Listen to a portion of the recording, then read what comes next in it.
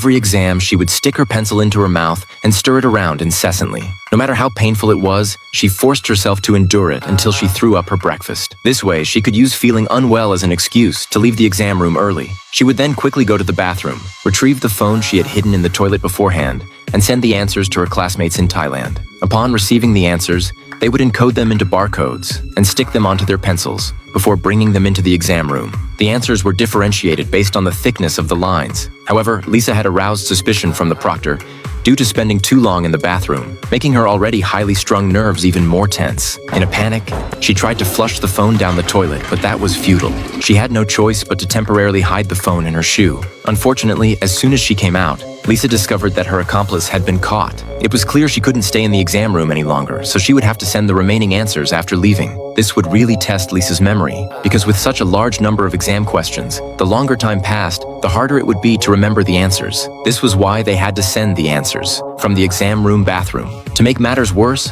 her bizarre behavior had also aroused the chief proctor's suspicions, and he was now searching for Lisa. Leaving the exam venue and arriving at the subway station, she thought she was safe. Little did she expect, the chief proctor had actually followed her there. Lisa quickly took off her hair tie to disguise herself as a passerby. At this point, not only did she have to evade the proctor's pursuit, but she also had to try hard to recall the answers to send to the rich kids. This made it impossible for her to concentrate on walking, causing her to miss the train. However, the proctor was about to catch up. Lisa had no choice but to keep moving forward, but the exam in Thailand was about to start, and if they didn't receive the answers soon, the agency would have to refund the rich kids' money. So even if she got caught, Lisa had to send out the answers. She tried hard to control her emotions and calm herself down. Finally, she remembered the answer to the last question and sent it out. But by this point, she had been driven into a corner, and the proctor's footsteps were getting closer and closer. At the critical moment, she bought a drink from a vending machine and gulped it down. The instant